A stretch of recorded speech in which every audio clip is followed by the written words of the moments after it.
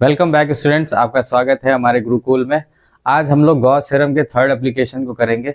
बाकी के दो एप्लीकेशन हम पिछली वीडियो में कर चुके हैं, जिसका आपको लिंक आई बटन में मिल जाएगा।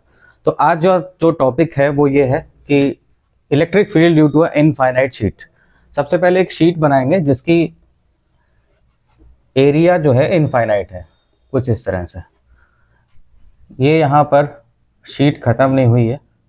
इसका अगर जो हम टोटल एरिया को ए ले लें और इस पे चार्ज को डिस्ट्रीब्यूट करें, तो अगर हम इस पूरी शीट को प्लस क्यू चार्ज देते हैं तो हम लोगों ने पढ़ा हुआ है कि चार्ज जब एरिया में डिस्ट्रीब्यूट होता है तो वो लेंथ और ब्रेथ दोनों में जाता है। तो इस तरह से ये पूरा चार्ज डिस्ट्रीब्यूट हो जाएगा।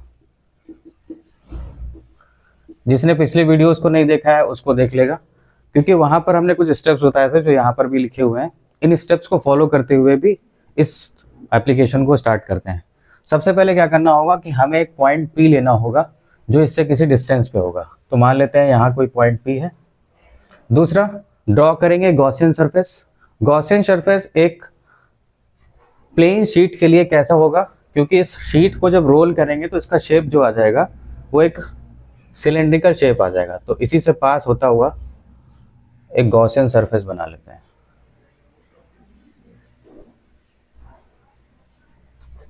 और ये सरफेस इसके दोनों तरफ रहेगा। ओके। उसके बाद अगला स्टेप क्या था कि एक स्मॉल एरिया हम लोग को लेना होगा डीए, वहाँ पर ई और डीए की डायरेक्शन बनानी होगी। तो इस पर एक स्मॉल एरिया ले लिया। एरिया वेक्टर हमेशा बताया था अवे फ्रॉम द सरफेस रहता है किसी भी क्लोज्ड कर्व सरफेस के लिए। तो इससे अवे फ्रॉम हो जाएगा टी ए। और क्योंकि ये प्लस चार्ज है तो इससे जो इलेक्ट्रिक फील्ड पास होगी वो भी अवे हो जाएगी ऐसे। अगर सिमिलरली हम इधर भी एरिया ले लें तो यहाँ पर अवे फ्रॉम द सरफेस होगा और ई की डायरेक्शन भी यहाँ पर ऐसे होगी। क्योंकि ये दोनों तरफ शीट के होगा इसलिए दोनों तरफ हमें एरिया को लेना पड़ेगा। ओके। अब अगर जो इसको देखा जाए तो यहाँ पर एक जगह और एरिया ले सकते हैं, क्योंकि एक सिलेंडर में दो तरह के सरफेस एरिया होते हैं, एक कर्व पार्ट होता है और एक फ्लैट सरफेस होता है। तो ये जो फ्लैट सरफेस था जो सर्कुलर था वहाँ तो एरिया ले लिया, बट अगर कोई कर्व सरफेस पे लेना चाहे जैसे यहाँ पर, तो यहाँ पर भी एरिया को ले सकते हैं। यहाँ से एरिया का डायरेक्शन बनाएंगे तो अवे फ्रॉम सरफेस बाहर की तरफ डी ऐसे होगा। और क्योंकि ये प्लस चार्ज है तो इससे हमेशा अवे फ्रॉम प्लस चार्ज ई की डायरेक्शन होगी। तो ई तो हमेशा या तो इधर रहेगा या उधर की तरफ रहेगा। तो अभी यहाँ पर ई और डी के बीच में एंगल 90 डिग्री है। और जो फ्लक्स की डेफिनेशन थी वो थी phi E is equal to E A cos theta. तो यहाँ के लिए कॉस थीटा की जगह पर 90 डिग्री रखेंगे और कॉस 90 की वैल्यू 0 होती है। तो इसका मतलब यहाँ से कोई भी फ्लक्स पास नहीं होगा। तो जो कर्व पार्ट है इस सिलेंडर का, इससे कोई भी फ्लक्स पास नहीं होगा। इस वजह से इस एरिया को अगर कंसीडर ना भी किया जाए तो कोई बात नहीं है यहाँ पर, बट लिखने का आएगा तो लिखना तो पड़ेगा ही ना। तो इसके लिए हमने यहाँ पर टोटल 3 पॉइंट्स लिए हुए हैं। एक इसको Q मान लेते हैं, इसको R मान लेते हैं। तो इन 3 पॉइंट्स पे 3 सरफेसेस लिए हैं। अगला स्टेप क्या था कि हम लोग फ्लक्स की डेफिनेशन से फ्लक्स की वैल्यू निकालेंगे। तो फ्लक्स निकाल लेते हैं। तो अब यहाँ पर अगर हम टोटल फ्लक्स निकालें तो वो फ्लक्स 3 जगह पर है। तो ऐसे कर लेते हैं, flux at P, flux at Q and flux at R। अभी देखा R पर जो फ्लक्स है वो 90 डिग्री एंगल बनने की वजह से 0 हो जाएगा। That is why P and Q का ही फ्लक्स यहाँ पर काउंट होगा। तो इन दोनों के फ्लक्सेस को अगर ऐड कर लें तो phi E is equal to आ जाएगा E डॉट A। अब क्योंकि दोनों ही तरफ E और DA के बीच में एंगल कितना बन रहा है, 0 डिग्री बन रहा है, तो कह सकते हैं थीटा यहाँ 0 है और यहाँ पर भी 0 है। और A और DA दोनों की वैल्यू सेम है। तो ऐसे भी कह सकते हैं कि दोनों तरफ अगर जो एरिया सेम है, इलेक्ट्रिक फील्ड सेम है, तो दोनों की वैल्यू भी सेम होगी। तो यानी कि दोनों की जो वैल्यू होगी वो E डॉट DA ही होगी। अब डॉट प्रोडक्ट को ओपन करेंगे तो ये हो जाएगा E DA cos 0 E DA cos 0। cos 0 सभी को पता है 1 होता है। तो यहाँ पर ई डी बचेगा, यहाँ पर ई डी बचेगा, तो इसको 2 टाइम्स ई डी ए लिख सकते हैं। ओके, अब क्योंकि ये सरफेस इंटीग्रल है, खाली सरफेस एरिया का इंटीग्रेशन होगा, तो इसके लिए हम लोग ई को बाहर निकाल लेते हैं and surface area D A ले लेते हैं, और इसका टोटल एरिया कितना लिया हुआ है ए, तो इंटीग्रेशन हो जाएगा डी ए का ए, तो दिस इज 2EA। ये आ गया total flux passing through the surfaces. इसके लास्ट स्टेप था कि गॉस थ्योरम को अप्लाई करेंगे, वहां से फ्लक्स की वैल्यू को इक्वेट करके ई की वैल्यू निकाल लेंगे। तो चलिए करते हैं इसको। तो यहाँ लिखेंगे अप्लाइंग गॉस थ्योरम।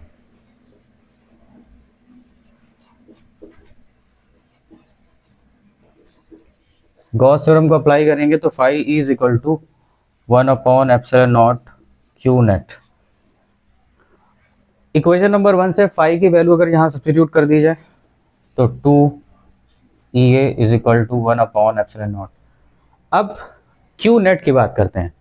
जैसे कि यहाँ देखा था कि पूरा चार्ज क्यू था और वो ए सरफेस में डिस्ट्रीब्यूट करा गया था, तो ऐसे में सरफेस चार्ज डेंसिटी इंट्रोड्यूस करेंगे। अगर इस सरफेस की सरफेस चार्ज डेंसिटी सिग्मा है तो sigma is equal to Q/A लिख सकते हैं, जहाँ पर Q की वैल्यू क्या हो जाएगी, सिग्मा है, जो कि फर्स्ट लेक्चर में इसको करा हुआ है, तो उसको देख सकते हैं जाके। तो क्यू नेट की जगह पर हम लोग सिग्मा ए लिख सकते हैं। ओके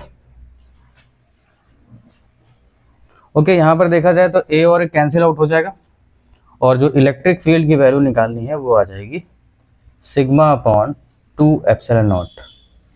तो ये हो गया electric field due to a infinite sheet.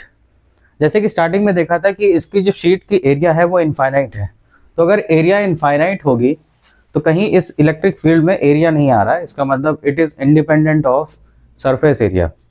तो यानी कि कहने का मतलब ये है कि अगर सरफेस एरिया इनफाइनाइट है या कितना भी सरफेस एरिया है, इलेक्ट्रिक फील्ड पे कोई भी चेंज नहीं आएगा। तो एक कोई बड़ी सी शीट ले लें या छोटी शीट ले लें, दोनों की वजह से इलेक्ट्रिक फील्ड की वैल्यू होगी वो सेम रहेगी। तो ये पॉइंट को ज़रूर नोट कर लेंगे यहाँ पर कि electric field is independent of